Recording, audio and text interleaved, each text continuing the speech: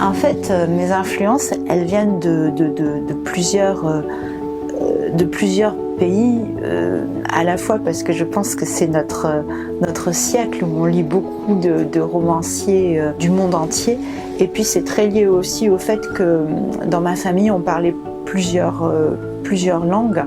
et il y avait des gens de pays différents. Les influences qui me travaillent en ce moment, je dirais que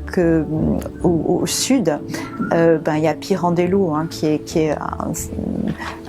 je dirais le maître sicilien de la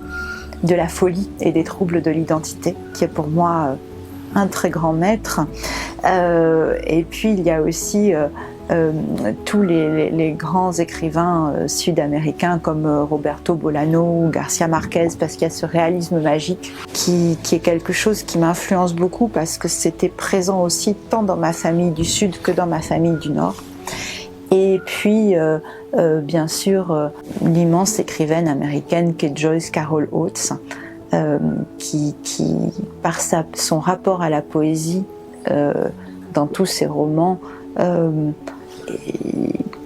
c'est une œuvre immense que je pense on ne se lasse pas de lire, ou qu'en tout cas moi je ne me lasse pas de lire.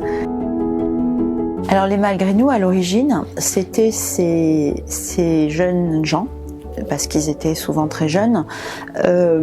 Alsaciens et Mosellans, qui pendant la Deuxième Guerre mondiale ont été enrôlés de force dans la Wehrmacht et étaient très souvent envoyés sur le front russe en pleine débâcle allemande, en réalité, parce qu'on se disait que de toute façon ils n'avaient pas beaucoup de chance d'en sortir vivants. Donc c'est des gens qui avaient la souffrance de combattre leurs alliés, puisqu'a priori les Russes c'était les alliés, et sous le mauvais uniforme et aux côtés des nazis qu'ils détestaient. Et ils étaient contraints de partir parce que très souvent, s'ils ne partaient pas, s'ils se laissaient pas enrôler, c'était leur famille qui était tuée ou déportée ou torturée. Mes romans partent toujours de personnages et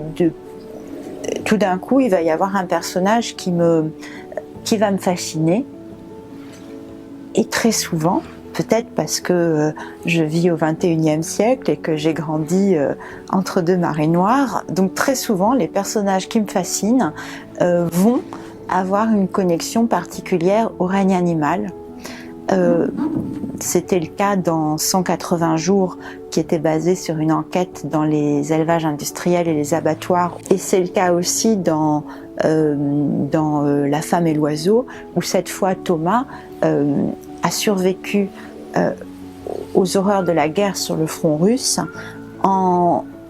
s'identifiant avec un oiseau, avec un faucon qui représente son âme. Donc c'est deux rapports très différents au monde animal dans ces deux romans-là, mais c'est deux rapports essentiels. Un qui était plus, je dirais, documentaire, enraciné dans la souffrance des animaux au quotidien, et l'autre qui est beaucoup plus chamanique dans La femme et l'oiseau.